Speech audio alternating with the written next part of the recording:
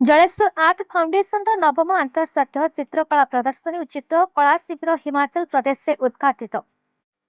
ओडिशार अग्रणी अनुष्ठान जलेश्वर आर्ट फाउंडेशन तार नवम अंतर्जातीय चित्रकला प्रदर्शनी और चित्रकला शिविर हिमाचल प्रदेश कांगड़ा आर्ट म्यूजियम रे उद्घाटित हो जाए।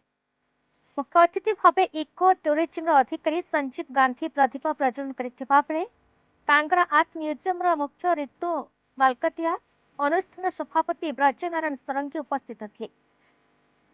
प्रदर्शनी 4 डिसेम्बर 6 डिसेम्बर पर्यंत प्रदर्शित होगा बेले 6 तारिख में चित्रशिल्पी मानक एक आर्ट शिविर अनुष्ठित होगा अनुष्ठान संपादक मुक्तिपद नंदी सूचना देते।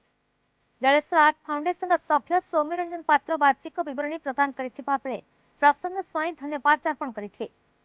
प्रदर्शनी रे भारत 14 जन, नेपाल 10 जन, मंगोलिया 12 जन, ଭିଏତନାମ ଓ ଥାଇଲାଣ୍ଡରୁ 2 ଜଣ ଲେଖାଏଁ ଚିତ୍ରଶିଳ୍ପୀ ମାନଙ୍କର ମୋଟ 40 କୋଟି ଚିତ୍ର ଗୁଡ଼ିକ ପ୍ରଦର୍ଶିତ ହେଉଛି।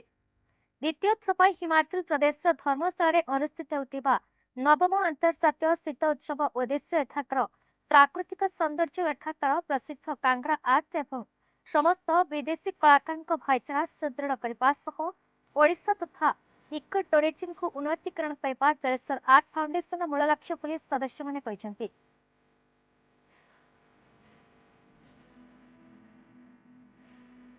Jaleshwar Manoj Kumar Priyanka report BE news Odisha.